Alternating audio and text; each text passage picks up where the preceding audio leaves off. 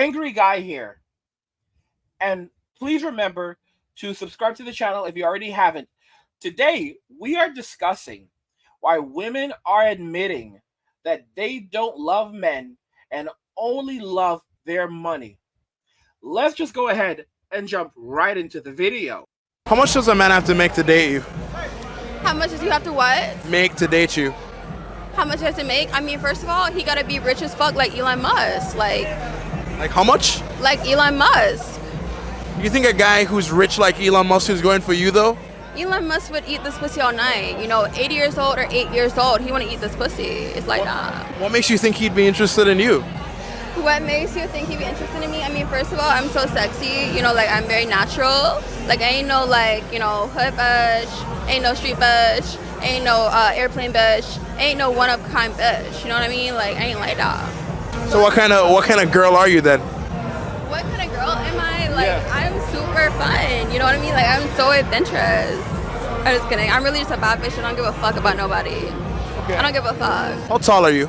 I'm 5'5", but I can be taller, you know, if I stretch this pussy tall enough. You know what I mean?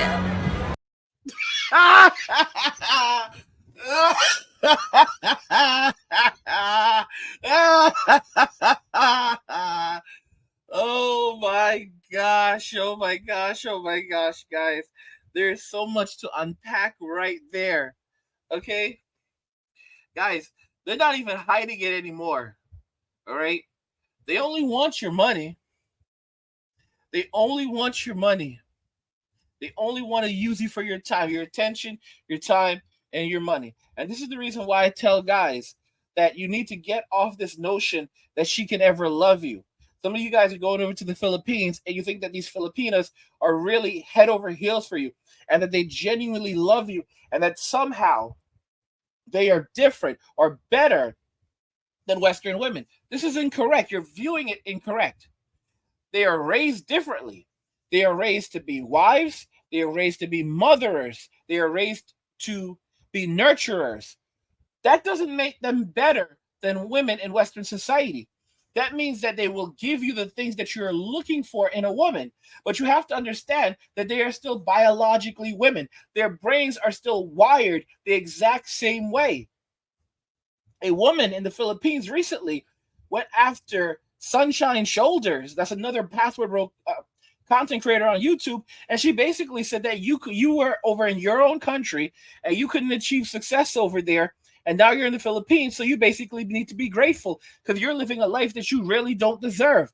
That's what she was literally saying. She called him a broke boy. But here's the thing that people don't really realize. Take this into consideration. If you have $30,000 in disposable income every year, right? Like that's the amount of money that you have left over after you get taxed. A person can live off $3,600 a year comfortably in the Philippines. Comfortably. If a person making $300,000 goes to the Philippines, unless he is a simp, he is not going to spend. He's not going to spend $100 for a $1 cup of coffee. A lot of guys make that mistake. So when you go over to the Philippines, that $30,000 that you have, that money is going to, boy, oh boy, oh boy. The things you're going to be able to do with that money, it's going to be more like you have, I want to say $300,000 in the States, but not even. That money is going to take you much further. That $30,000 in the Philippines is going to take you much further than $300,000 in the United States will take you per year. For most people in most places. I will say it again. That $30,000 in the Philippines is going to take you much further than $300,000 will take you in the United States. You can rent a place for you get a 2-bedroom apartment for $100, $150, $200 a month in the Philippines. Very, very easily. And if you know a Filipina, it can be even cheaper than that.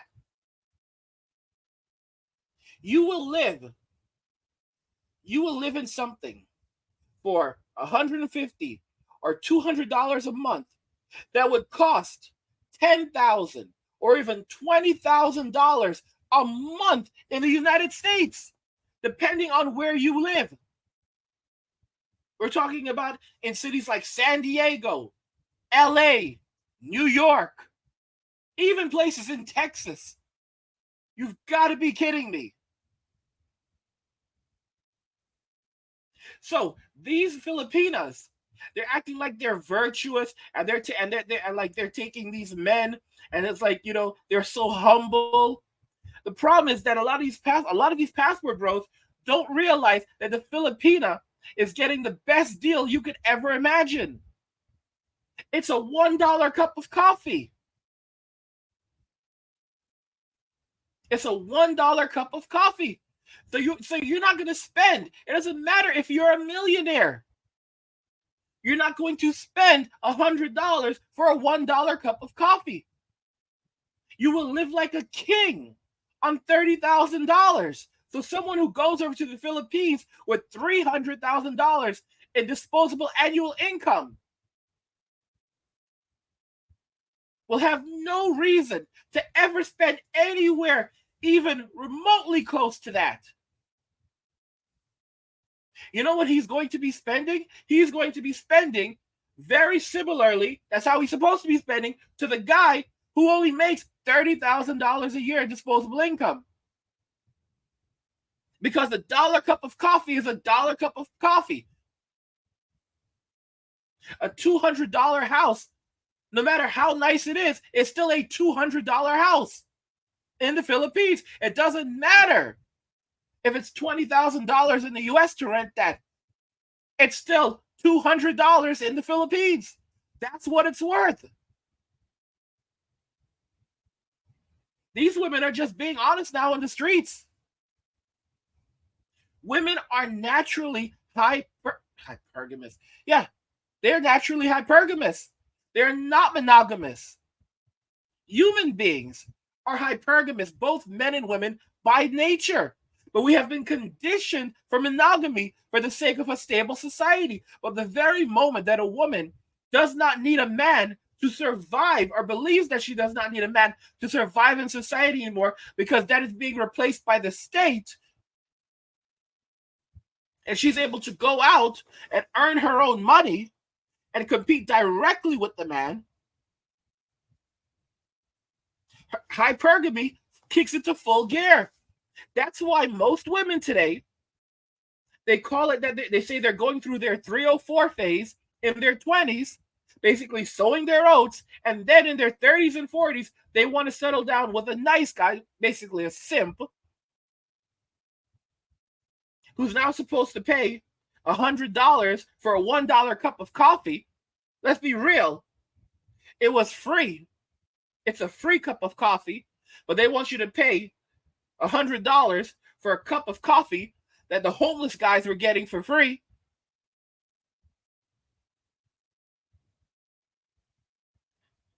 And a lot of these guys are so foolish. And so many guys have this romantic idea of women and relationships, and it's like they can't learn their lesson. If you can't learn your lesson, please leave. I don't want you here. I don't want you. If you cannot learn your lesson, if you cannot understand that you are not being fair to women by thinking that women are supposed to be what you want them to be, instead of understanding what they are and accommodating that accordingly, adapting to that. The Filipinos are not virtuous. This is just their means of survival. Being a wife, being a mother, being a nurturer, that's how they survive. While in Western society, women choose their careers, in the Philippines, they choose to be a wife and a mother, a caretaker, a nurturer, not solely because those are their instincts, but because that's their means of survival. That's what women did before the state existed and began offering things like public assistance. Let me tell you all this right now. If Public assistance became widely available in the Philippines, and Filipinas had more opportunities to make a substantial income in the same way that they can in the United States. You would quickly begin to witness Filipinas walking away from relationships, breaking up with the men, saying that they don't want to do this anymore because they don't need him. And their expectations would skyrocket.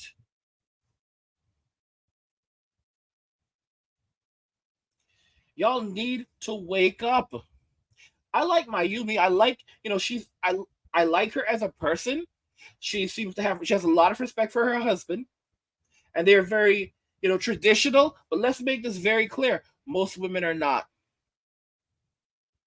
And hypergamy is a natural instinct of a woman, just like it is a natural instinct of a man. We are naturally hypergamous, but we have been conditioned to be monogamous. And that is going against our biology. Throughout history, only around 30% of men ever reproduce. That is a fact that has remained consistent well into the 1800s. Only because of the Industrial Revolution and society becoming more adapted to provide for more stable, basically. Only because of that did we begin shifting over to monogamy and saying that for every woman, there should be one man, and we should only do this because it creates a stabler society.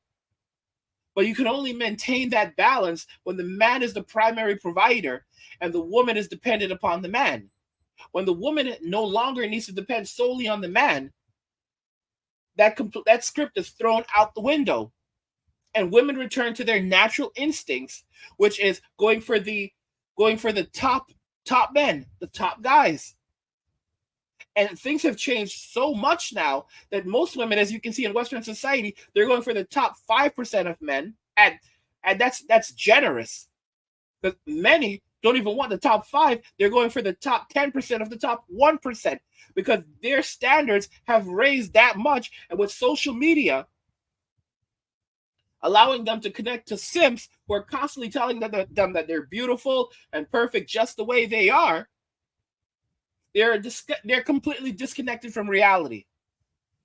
And then when they go out and they get into, they get intimate with these Chads and these Tyrones, basically, are these NBA players or these YouTubers and rappers or these social media influencers, they start to think that they're top shelf too, because they're like, oh wow, I got intimate, and they call him dates. Oh, I went on a date, bro. He didn't even take you out. You went back to his hotel room. He wouldn't even take you to his house.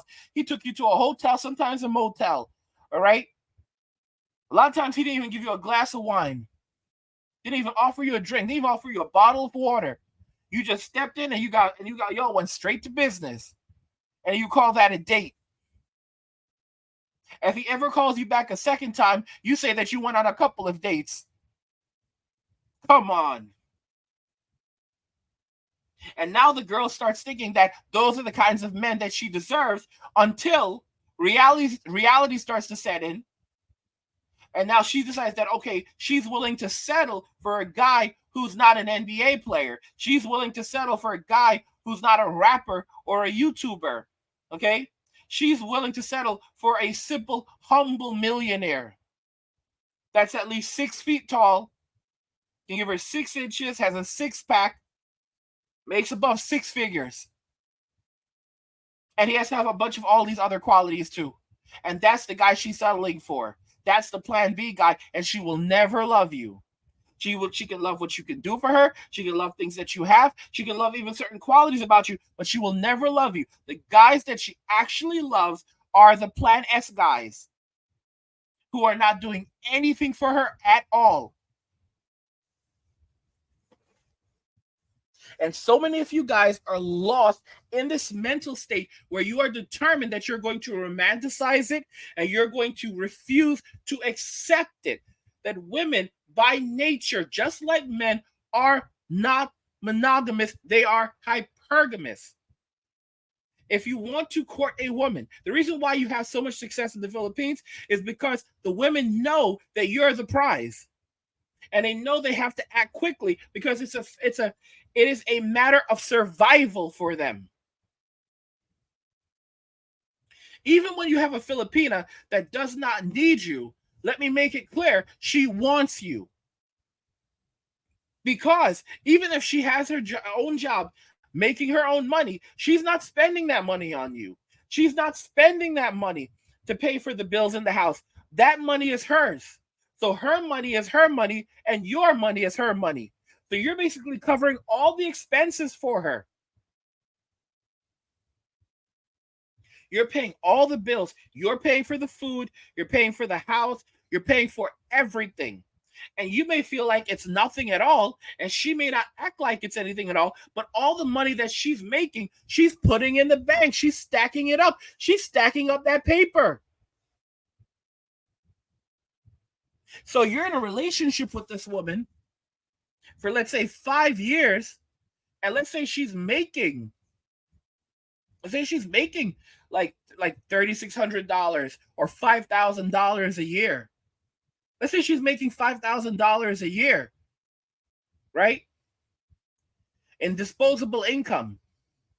Because now she can pick and choose between the jobs that she does. So she finds something that she really wants because she's not desperate anymore. And when you're not desperate, you can pick and choose.